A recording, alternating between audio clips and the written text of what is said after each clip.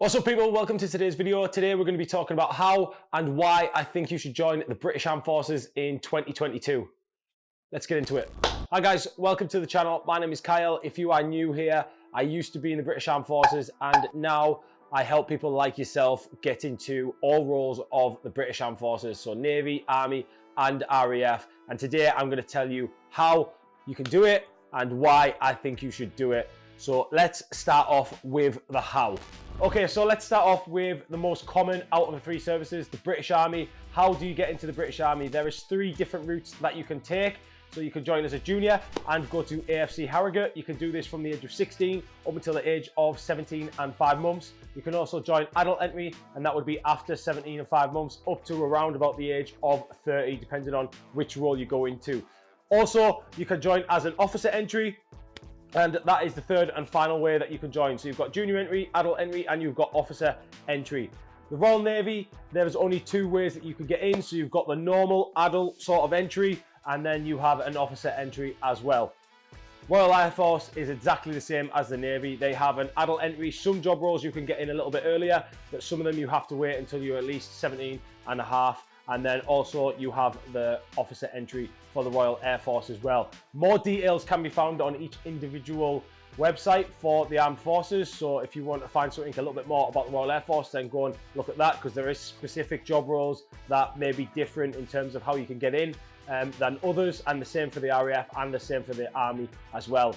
So go and check them out on any of the websites. They're very, very easy to find. Just type them into Google and you will find them very easy. Let's jump into why I think you should join one of these services in 2022.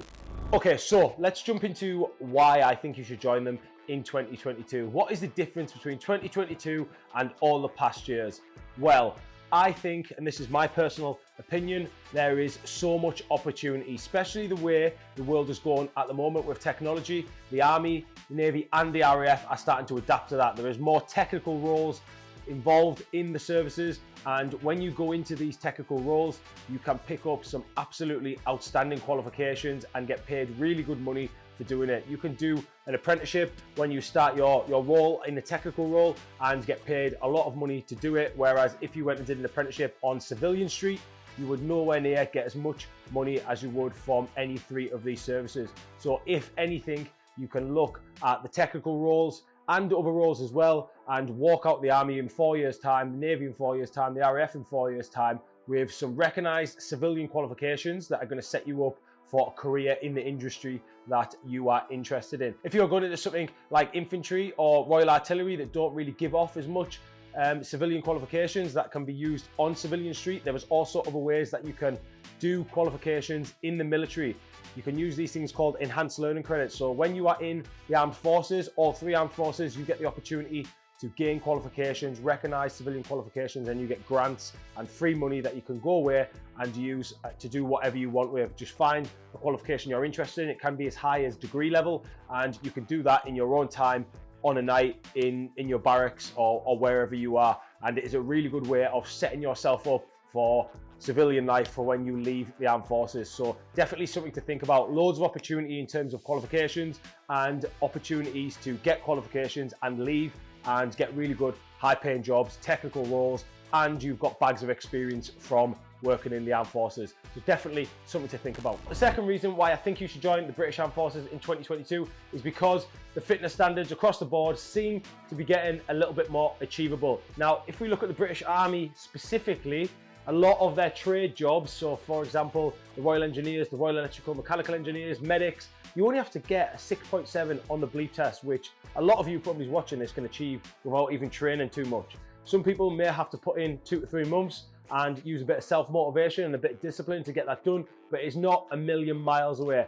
Obviously, there is some job roles where you have to get a little bit higher than others because them job roles have to meet certain demands throughout their role in the military. But across the board, even when I look at things like the Royal Navy and the Royal Air Force, there seems to be they seem to be making things a little bit more achievable for you guys to get in. And if you guys can get past this bit, then it means you can get in, you can start your basic training, and there is the opportunity to succeed. So look at the fitness standards, what you require, and have a good look at them and start training and get on top of your fitness. Make sure you can pass this before you go to selection.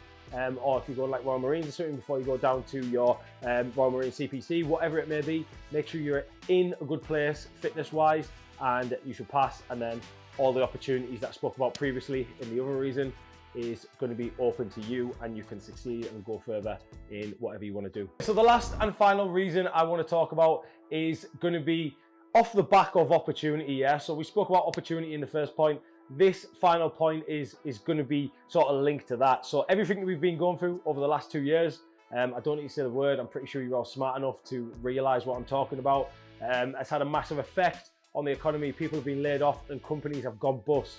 However, the British Army, the Royal Navy and the Royal Air Force have not gone bust, and they are still taking in people on a regular basis, whether you've got GCSEs, no GCSEs or bloody degrees. There is a place there and a job role which you can find to your liking, and you can go in there, get the recognised qualifications like I spoke about earlier. And if you really want to, when we get out of this, I'm not going to say the word, you can go and find a job in Civilian Street and use the trades and the experience you've got from the forces to better yourself. So it's really, really good. There is one final little point that I want to touch on. This wasn't not supposed to be part of the video. However, due to everything that's going on in the world at the moment, there is things going on with Russia and Ukraine and all them sorts of things, and there's always travel going on within the British Armed Forces. So if you are someone that is interested in getting out of England and going to places which you probably would never think of unless you were in the forces, then definitely look at the British Armed Forces, because there is constant travel going on, there's constantly things going on in the world, and you'll get experience from going to places,